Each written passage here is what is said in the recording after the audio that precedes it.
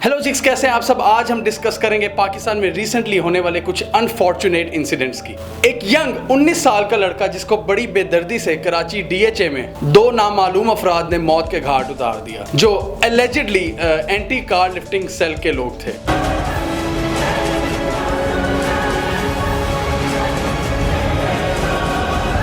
उस हादसे के दौरान 19 साल इंतजार के साथ एक 30 साल की लड़की भी थी जिनका नाम है मदीहा कियानी, जिनको इस सारे वाक़े के दौरान एक खराश भी नहीं आई। अब मुझे जो सबसे ज़्यादा हैरत में डाल रही है चीज़ इस पूरे इंसिडेंट में कि एक 19 साल के लड़के के साथ एक 30 साल की लड़की कर क्या रही थी रात को। जी हाँ, ये वही मदीहा कियानी है जो डॉन और जायका में कुकिंग सेगमेंट्स को होस्ट किया करती हैं। अब ये उनकी गर्लफ्रेंड थी या पता नहीं क्या थी, इसका हमें कुछ नहीं पता। उनके मुताबिक इंतज़ार से उनकी मुलाकात एक हफ्ता पहले हुई थी और उस रात वो बर्गर किंग से बर्गर लेके निकले ही थे कि उस दौरान इंतज़ार को किसी की कॉल आई और जब वो थोड़ा सा आगे गए तो किसी ब्लैक गाड़ी ने उनका पीछा किया। फिर बाइक वाले उनके साथ आना शुरू हो गए तो मैंने इंतज़ार से पूछा, इंतज़ार व्हाट्स गोइंग ऑन, और इसी स्ना में फिर फायरिंग शुरू हो जाती है। जब इंतज़ार को गोलियां लग रही थी तो मैं गाड़ी के नीचे स्लाइड कर गई और जैसे ही गोलियों की चलने की आवाज़ ख़त्म होती है तो मैं गाड़ी से बाहर निकलती हूँ और मेरा अल्लाह और रसूल जानता है कि मैं कितनी हिम्मत करके वहाँ से बाहर निकली। इंतज़ार मेरे छोटे भाइयों जैसा था और अल्लाह की कसम मुझे नहीं पता कि इंतज़ार को किसने गोलियां मारी। मैं कातिलों को नहीं जानती, वो रात का वक्त था, अंधेरा था, मैं किसी को नहीं देख पाई। मुझे खामखा घसीटा जा रहा है और ये मेरा अल्लाह जानता है कि मैंने उस दौरान किस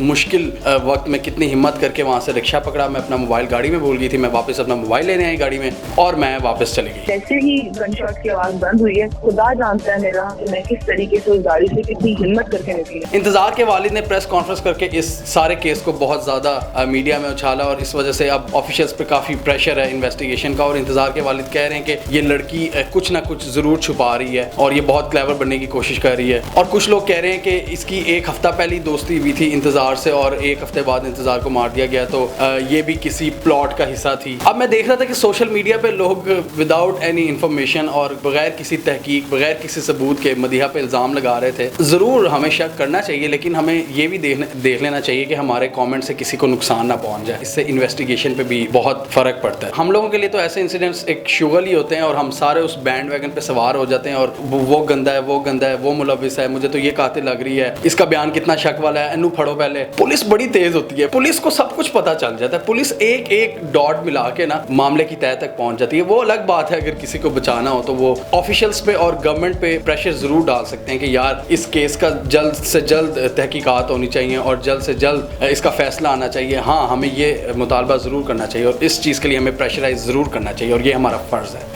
इनिशियल इन्वेस्टिगेशन में यही पता चल रहा है कि कोई पर्सनल दुश्मनी का चक्कर था और इसी सिलसिले में जो एंटी कार लिफ्टिंग सेल के जो चीफ थे एसएसपी हैदर, उनको भी उनके ओहदे से हटा दिया गया है। तो हम दुआ करते हैं कि इस केस में जल्द से जल्द कातिलों का पता चल जाए। एक और बहुत ही अनफॉर्चुनेट इंसिडेंट पेश आया कराची में। एक बहुत ही खूबसूरत नौजवान लड़के नकीब महसूद को एलिजिडली पुलिस इनकाउंटर में मार दिया गया और इस वक्त पूरा पाकिस्तान इंसाफ मांग रहा है। स्पेशली जो सारी महसूद कबीला और जो पठान लोग हैं वो बहुत ज़्यादा गुस्से में है और कराची में भी कल बहुत बड़ा एहतजाज हुआ था। और इसका सारा इल्ज़ाम कराची के एक बहुत ही दबंग पुलिस ऑफिसर राव अनवार पे लग रहा है, जो कि इनकाउंटर स्पेशलिस्ट माने जाते हैं, जिन्होंने बहुत से मुजरिमों को इसी तरह इनकाउंटर में मार दिया है। ये वही राव अनवार हैं जो MQM के खिलाफ ऑपरेशन में भी सबसे आगे थे और इन्होंने रेंजर्स के साथ भी बहुत सी कार्रवाइयाँ की हुई हैं। इनके ऊपर बहुत से खुदकुश हमले भी हो चुके हैं। टारगेट किलर्स और तालिबान के ये एक म्यूचुअल दुश्मन माने जाते हैं। खैर, अभी इनको इन्वेस्टिगेशन के सिलसिले में सस्पेंड कर दिया गया क्योंकि ऑफिशियल्स पे बहुत ज्यादा प्रेशर था कि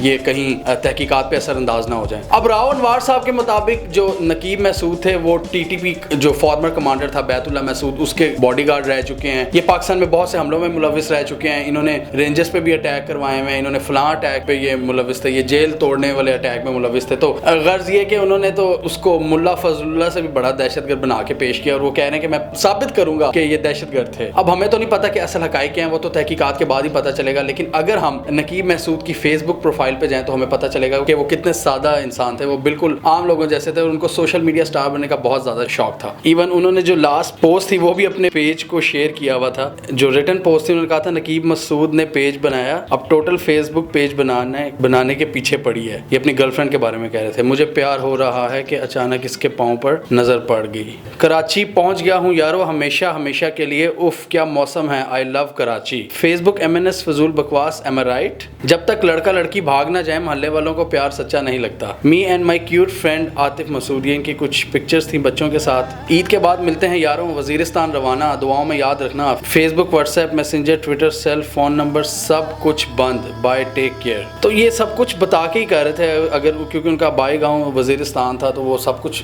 ओपनली वो सब कुछ कर रहे थे रिसेंट पास में अगर देखा जाए। अब एक बहुत ही खूबसूरत नौजवान लड़का जो किसी भी शहजादे से कम नहीं लगता था, उसको पुलिस इनकाउंटर में एलिजिडली मार दिया गया। और उनके कजन्स वगैरह का भी यही कहना है कि यार वो बिल्कुल भी दहशतगर्दी में मुलविस नहीं थे, वो एक आम इंसान था और उसका कपड़ों का कारोबार था।